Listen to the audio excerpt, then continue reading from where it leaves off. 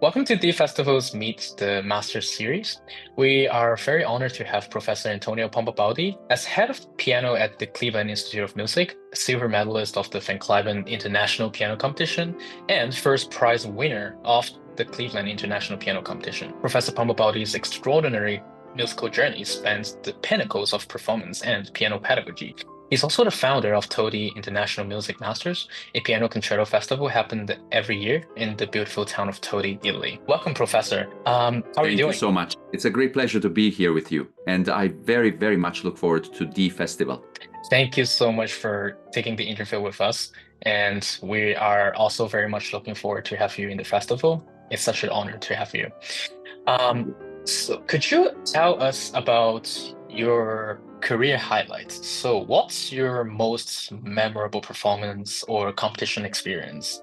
And how did it actually shape your career? Well, over the course of many years performing and traveling, I've had many memorable experiences. To be honest with you, I mean, the early stages are the ones that maybe shape you the most because there is a certain anxiety related to the fact that there is no certainty that you are going to be able to have a career, in especially a performance career. And so I would say the most high pressure, but also the most rewarding moments were the moments in which I won competition prizes, because those competitions, it's not the prize itself, but it's just a validation of all the work that was done and a recognition of the work and the talent. And they opened many doors. So I would say perhaps my strongest feelings are tied up to the Cleveland competition itself, because everything was new for me. I had never been to the United States. I would never have imagined that I would move there. I was still living in Italy. I had just gotten married. My wife and I traveled together to Cleveland, and neither of us spoke English. So we were really in a bubble, so to speak, and very, very focused on the competition. But not with the highest of expectation, because I didn't know anybody. I didn't know how things worked. I mean, I just thought, I have to play my best and see what happens. And then round by round, as I progressed through the competition, and they were all high pressure performances, but also very heartwarming to see how much the Cleveland community followed the competition and filled up the hall. You always played for a filled out hall, and that gave you such immense energy. And then the radio was broadcasting the rounds, so you knew that there was a lot of attention around it, and you felt the pressure, but also the great adrenaline that came with it made you perform really at your best. And then in the final round for the Schumann concerto, which I selected for my final round, it was such a rush of adrenaline when I got through it and played it really at my best. And the response from the audience I will never forget. And then, of course, the announcement of the prize and all that came after that. But it was a lifetime, life-changing experience for sure. As I said, I've had many after that, and there are many that come to mind, but this one is probably the one that influenced my life. It directed it into a completely different direction, so that's why I single it out. I see. Thank you for sharing this. Well, your response reminded me of how dedicated should one be in this field, because it's always surprising, wonderful to see musicians as yourself to be completely delved into doing competitions, and then also you're in Cleveland right now as the head of the piano department, and then I think it makes sense to most of us that you have this wonderful career highlight experience. Yeah. And what about your artistic growth? So could you share a time you overcame a significant challenge in your musical development? Well, the answer to this is also a little bit complex, and it also makes me go back to when I was much younger, because I was born in a very small or relatively small provincial town in Italy, not a big center. I mean, I love my hometown, but it's not a big cultural center. There isn't much there. There's some, but very limited. And also, I wasn't born into a family of big means. So traveling to go listen to opera or concerts or meet great artists, that was never really an option until I was, independent financially and could do it myself. And also the choice of teachers was limited. And so I didn't, basically, until I was 18 or 19 years old, I didn't study with a prominent internationally recognized teacher. And so that was a challenge, because then when I did, I had some catching up to do, let's put it this way. But I was lucky to at least have met great teachers by that time, when I was about 18, 19 years old, and I felt that more than made up for the lost time before. I see.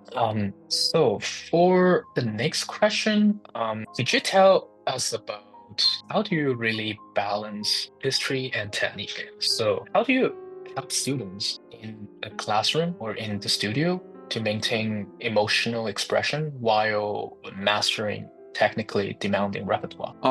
That's a very interesting question. My teaching philosophy is that the mechanics of piano playing, well, I should also say that for 99.9% of my teaching is directed to students who are either 18 or older, so college students at CIM. I don't teach pre-college, or when I travel and teach masterclasses, even when I happen to teach younger people, they are usually already very well developed technically or mechanically. But when I work with students, my philosophy is that the mechanics of piano playing and the interpretation, the phrasing, the shaping, the musical approach, the sound, and the character, they're all one. And that and the pedaling and everything. So this is what I call technique. Technique is not the mechanics. I make the distinction between these two words. The mechanics of piano playing is the physical approach to produce certain sound. And I do think that in my teaching, I always try to present the student with both the ultimate goal and the way of achieving it at the same time, so that the two things are not separate. And this maintains the highest possible degree of expression or focus on expression and interpretation, while achieving or preserving the integrity from a physical, mechanical standpoint. The two things are combined. They shouldn't be separate. Yeah, I can definitely feel this philosophy of yours. After all, we had been working consistently for 5 years back at CIM, and yeah, it actually helped me a lot in shaping who I am as for now as a pianist, and it's certainly inspiring. So Thank you. Now, yeah, let's switch gears for a fun final question. I think our audiences might want to know, quote unquote, the guilty pleasure. So what's a piece of music you love that might surprise your students? I don't know how much of a surprise this will be, given that I've even written a piece of music based on this. But I love the song Smile. It has a title, but originally it didn't. It's a melody composed by the filmmaker and actor Charlie Chaplin. He composed this for the movie Modern Times, and it is heard at the end of the movie. And it became a famous song because then other musicians covered it, and of course somebody wrote words to it and gave it the title Smile. But throughout the history of the song, since 1936 when this was first heard, and then in the 50s somebody turned it into a pop song, or let's say a song with lyrics, it was covered by countless artists, and I even wrote a piece that is essentially a theme and variations on this tune by Charlie Chaplin. But I would say I wrote that, but I also love that genre, let's say the jazz or jazz-oriented pop music, American music of the 40s and 50s, the jazz bands, and that kind of music I really enjoy, even though, it's not something I listen to or frequent that often, but I'm glad that I fashioned for myself this one piece, and I may do more. Yeah, I think I loved you to do more transpositions of pop music. Yeah, I think. But I wouldn't go into modern time pop music. I don't have any interest in the Taylor Swifts of the world. Okay. I mean, I don't want to diss on that, but it's some people like their thing. It's certainly not my speed. But from back to that era when music, for me, even the so-called pop music was still great music. Yeah, yeah, definitely. Would you consider playing it in your upcoming recital during the festival? Oh, maybe as an encore, I would. Yeah, Maybe. sure. I'm so looking forward to it.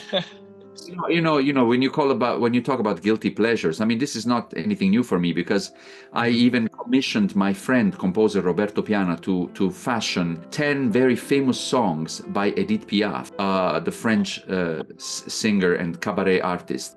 And this was published on a CD, and I even played. The CD is issued by the Steinway label, and I combined it with my own transcriptions of Francis Poulenc's chansons or songs. And the CD is called The Rascal and the Sparrow, Poulenc meets Piaf. And it was already issued more than 10 years ago in 2013 to celebrate the 50 years or to commemorate the 50 years of their passing. They died the same year in 1963. And so Edith Piaf, her songs, they were often performed with the jazz band. And so some of the transcriptions, or not transcriptions, but elaboration that composer Roberto Piana made for me of those songs are also veering towards jazz at times, and I really love them. So that's the kind of popular music that I like. And also, traditional Neapolitan songs, for example. So I like to explore things that go out of the classical canon, but they have to be the highest possible quality of music. No, I don't like very primitive things that have no harmonic language attached to it. If they're just based on one or two chords, I find them terribly boring. Yeah, I see what you mean. Yeah, I think both you and Roberto, you guys are my favorite musicians of all times. Yeah, I still remember playing Roberto the 24 Pictorial Preludes in the Todi Music Festival. Yeah, it's such an amazing work, and I'm actually yeah, That's his yeah. original. Yeah, it's so inspiring and compositional wise, you just find like a new world within itself. Yeah, I'm actually working on finishing the whole set. Hopefully I That's can fantastic. yeah, hopefully I can perform it well in front of both of you if I'm honored. That would be great. Yeah, I love to do it as soon as I can. But thank you so much, Professor, for sharing such profound insights with us today. So I think your experiences and wisdom teaching philosophy are absolutely invaluable, not just to the students attending the festival, but to anyone navigating the challenges and joys of a musical career. To close, we'd love you to share a personal invitation to this year's DFestival. What would you say to inspire someone to join the DFestival? I would say that joining a festival such as the one you are putting together, such as DFestival, is a great opportunity. It may really be life-changing, but in any event, whether it's life-changing or not, it's going to be very enriching. The possibility of coming into contact with musicians that have made their mission in life to be performing artists, as well as sharing whatever knowledge we have and have gained from both our own studying and our own practical experience on stage, will be extremely important for the young generations of musicians, and plus opportunities to perform in public and even perform concerti. I believe that they would have a chance with the Daedalus Quartet, which is a very precious opportunity. It is in some way the same philosophy I have for my own festival, the Todi International Music Masters in Italy. Exactly the same philosophy, to be able to come and be in contact with great teachers, to be able to perform in recital and with orchestra, or concerti anyway. I think it's a precious opportunity, and most important, because there is so many festivals out there, and I'm sure there is many which are very worthy of attending.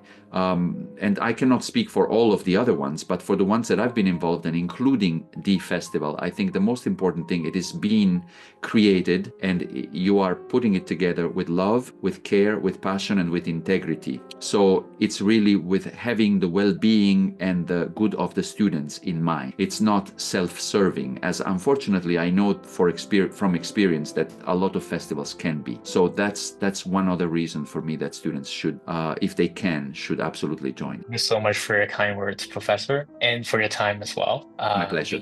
Again, we are so looking forward to have you in DFestival, giving students masterclasses and private lessons, and probably some meaningful career lecture talks where I will find very, very appreciated. Sure. Yeah. So I hope you have a great day and looking forward to see you during summer. Thank you so much, Sing. It's been a pleasure. And as I said, I very much look forward to it. All right. So have a good day, Professor. Thank you.